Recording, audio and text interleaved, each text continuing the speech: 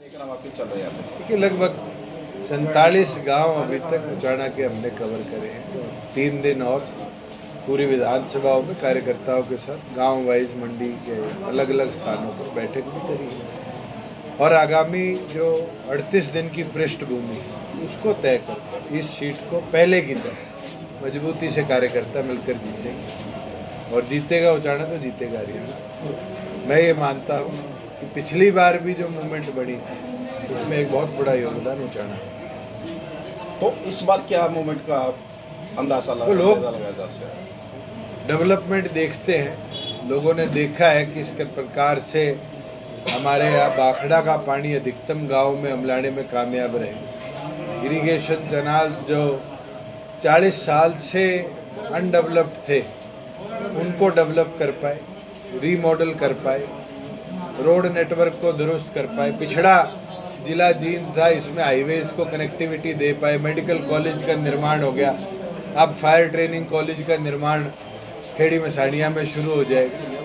ये बड़े कदम हैं और जींद जैसे ज़िले के अंदर किसी ने भी इस तरह के कदम पहले नहीं उठाए और हमने बड़ी मजबूती के साथ अचीव कर दिखाया। और एक खुशी है ये कहते हुए कि डेवलपमेंट एक ज़िले तक सीमित नहीं थी। आप 4.5 साल के अंदर विकास देखोगे तो पूरे हरियाणा में डेवलपमेंट है और डेवलपमेंट को लोगों ने प्रेज भी किया है, चाहे वो किसान की हो, चाहे 2 दिन में उसकी पेमेंट आनी हो, 14 फसलें MSP पर। सैनी की साहब की तरह तो नहीं किया कि नारियल और नारियल के साथ जूट को MSP पर खरीदने के लिए। मुझे तो आप लोग बता दें उचाना में 5 नारियल के पेड़ भी देखे हो किसी ने? आज ये व्यवस्थाएं क्यों है? क्योंकि मुख्यमंत्री को यही नहीं पता कि हरियाणा की पृष्ठभूमि पर क्या सब्जी होती। और मैं तो चाहूंगा कि मुख्यमंत्री करनाल टिके रहे। अभी तो लोगों को ये था कि 6 महीने 3 महीने में काम करा दें। आप देख लेना मुख्यमंत्री अगले 10 दिन में करनाल विधानसभा को भी छोड़ के भागने का काम करें। जेजेपी कब तक उम्मीदवार घोषणा करने की उम्मीद है? PAC की बैठक 1 तारीख को बुलाएंगे, उसके बाद घोषणा। आपने उचाना हल्का में विकास कार्य कराए, 10 में से कितने नंबर देना चाहते हैं? मैं अपने आप को नंबर कैसे दे सकता हूँ? मैं तो ये मानूंगा जनमत है, 5 साल बाद हमें तो पेपर देना पड़ता है और विधानसभा का जो रिजल्ट आएगा वो मेरे मार्क्स होंगे। राज्यसभा में किरण चौधरी जी को मैदान में उतारा बीजेपी ने, के साथ देखा? भारतीय जनता पार्टी में शायद वो इस शर्त में शामिल हुई है और ये तो भूपेंद्र हुड्डा कमज़ोर हैं जिनके पास 30 विधायक थे, 3 हमारे चले गए। उसके बावजूद भी जब हम कह रहे थे कि मैदान में आदमी तो उतारो तो डर गए। शायद ED CBI का डर हो।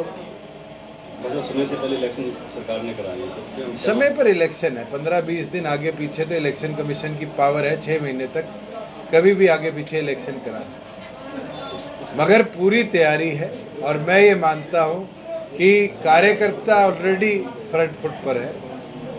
अगले 38 दिन जो कार्यकर्ता मेहनत करेगा वो 5 साल के लिए हरियाणा का भविष्य है। चौधरी वीरेंद्र सिंह कह रहे थे कि अभी 3 दिन पहले उन्होंने अपना युवा सम्मेलन किया था, कह रहे कोई भी विकास कार्य नहीं कराए, 5 विधायक यहाँ से रह चुके हैं, उनके अलावा किसी प्रकार का विकास कार्य नहीं। वीरेंद्र सिंह जी 10 सड़कें गिनवा दे जो उनने हल्के में नहीं बनाई।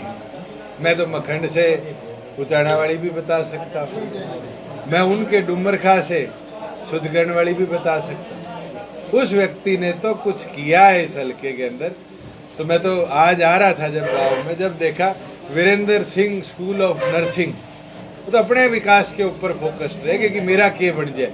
पहले सर छोटू राम के नाम पे पर्चियाँ कटवाई और उस पर्ची का राजनीतिक लाभ राजीव गांधी के नाम पर लिया और जो लोग उन मुहिम में थे उनको सबको ट्रस्ट से बाहर कर दिया। तो वो तो सेल्फ डेवलपमेंट की ओर फोकस थे। हल्के के अंदर तो आज कसोण है, काड़ता है, गोगड़िया है, धनखड़ी है, इनके अंदर पानी की कितनी किल्लत थी, पीने तक के पानी की किल्लत रहती। आज भाखड़ा की स्पेशल पाइपलाइन डल रही है। वीरेंद्र सिंह जी 5 प्रोजेक्ट तो गिनवाए।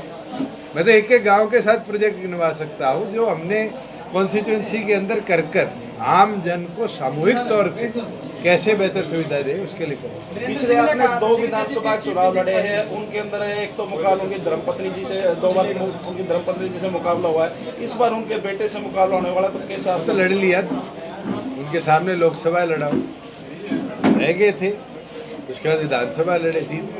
तो जनमत है, मुकाबले तो होंगे और भी पार्टियां लाएंगी, मगर जनता भी उनके पुत्र से ये भी तो पूछेगी कि 80 में ट्रैक्टर किसने चलाई किसानों के विरोध में। ये भी तो पूछेगी पार्लियामेंट के अंदर क्या उनने वोट डाले नहीं डाले। एक एक चीज का जनता को अब जवाब देना पड़ेगा। लोकसभा में तो डर के भाग गए, लोकसभा की तो टिकट भी नहीं मांगी थी, विधानसभा में आने दो, जनता पूछेगी, जवाब मांगेगी।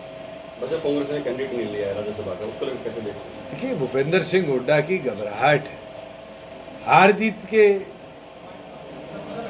तौर पर चुनाव लड़ा जाता है। लड़ोगे तब हारोगे, जीतोगे। मैदान छोड़ दोगे तो कैसे जीतोगे। हमारे पास तो 10 लोग प्रपोज करने के लिए थे नहीं तो हम प्रपोज ही कर देते। बस हम नॉन स्टॉप हरियाणा स्कीम चलाई हुई है, अम्बाड़ा में रोते हुए और सैनिक के पोस्टर लगे उसके बारे में। हरियाणा पे तो फुल स्टॉप लगाने का काम नायब सैनी ने किया। अपने यहाँ खेड़ी मसानिया जमीन ट्रांसफर होगी, 250 करोड़ रुपया पंचायत को मिल गया। आज फायर ब्रिगेड एकेडमी देश की दूसरी जो हमने प्रपोज करी हुई थी, उसका नींव पत्थर भी नहीं रख पाए। ऐसे कितने प्रोजेक्ट्स हैं। जींद ओपीडी शुरू होनी थी अगस्त से मेडिकल कॉलेज में, डायरेक्टर की नियुक्ति नहीं कर पाए, फुल स्टॉप लगी। ये तो नॉन स्टॉप नहीं, फुल स्टॉप मुख्यमंत्री था। कोरियावास में डायरेक्टर नहीं लगा पाए, वो मेडिकल कॉलेज रुक गया। सिरसा टेंडर हुआ था, वो टेंडर कैंसिल कर दिया, मेडिकल कॉलेज का फुल स्टॉप लगा दिया। तो नायब सैनी ने तो नॉन स्टॉप फुल स्टॉप लगाने का काम किया है। इश्तिहार भी वो चला रहे हैं जो काम हमने कर दिए। लाल डोरा मुक्त हरियाणा, हरियाणा प्रदेश के अंदर किसान को 2 दिन में पेमेंट, ये सारे काम तो हमारे हैं, इनके कौन से काम। नायब सैनी जी ने घोषणाएं तो बहुत की है, लागू हो पाएगी नहीं पाएगी, क्या कहना चाहिए? ये तो पंजाब में भी एक मुख्यमंत्री रहा था इतने दिनों के लिए, घोषणा में तो उसने भी कोई कसर नहीं छोड़ी। जनता ने क्या हाल किया।